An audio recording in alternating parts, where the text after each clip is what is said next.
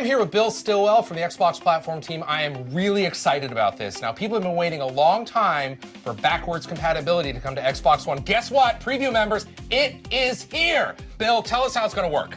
Thanks, Larry. Yes, backward compatibility for Xbox One is here.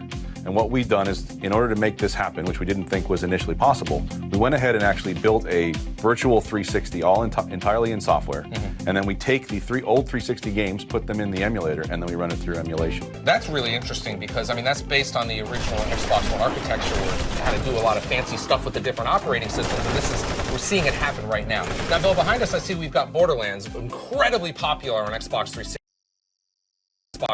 but this is actually running on Xbox One. That's correct. Borderlands is one of my favorite games, and so this is one of the first titles we pulled through. And as you can see, this is the 360 game, right, complete.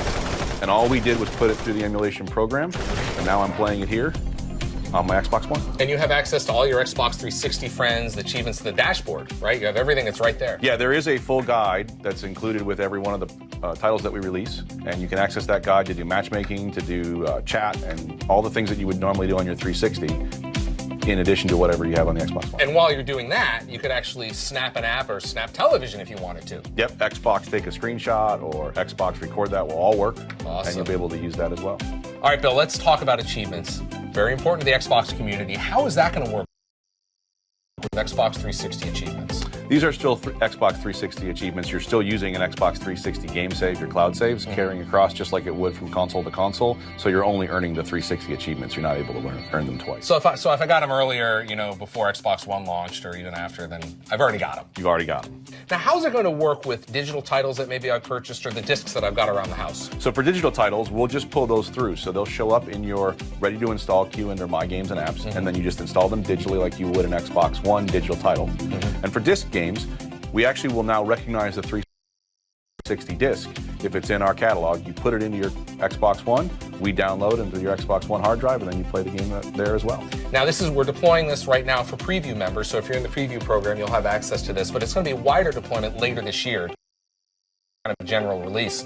What's the goal for updating, you know, more and more titles? Well, when we launch the program, we'll have a limited set for preview now, but when we launch the program in the fall, we'll have over 100 titles already ready to go, and then we'll do regular updates to the catalog over time until we fill it up. Bill, tell me about the process. Why can't you just, you know, enable every game right off the bat? Well, there are some technical restrictions. Because this is just a software version of a 360, we can't do any USB peripherals or use the original Kinect. But beyond that, all we do is take what we decide are the right games, put them in through the program, package them, and then we can distribute them to the catalog. And really, the only thing that stops us is getting the legal permissions for things like licenses that may have changed over time or whatever the case may be. We are including the entire first-party catalog that we're able to. And then beyond that, we'll just continue to take in fan favorites, things that are still being played frequently on the 360. We do voting and we'll do polls, and we'll just collect from a multiple set of sources what titles should come out next. And so I'm sure people are going to tell us what games they want. Now, this is free. Correct, it is free. There's no charge for this. You're going to be able to, using the games you already have on Xbox 360, once you guys work and run them through the emulator, I'll be able to download them and away I go. Yep, absolutely. Fantastic. Bill Stillwell from the Xbox platform team. Bill, thanks for joining me. Thank you, Larry.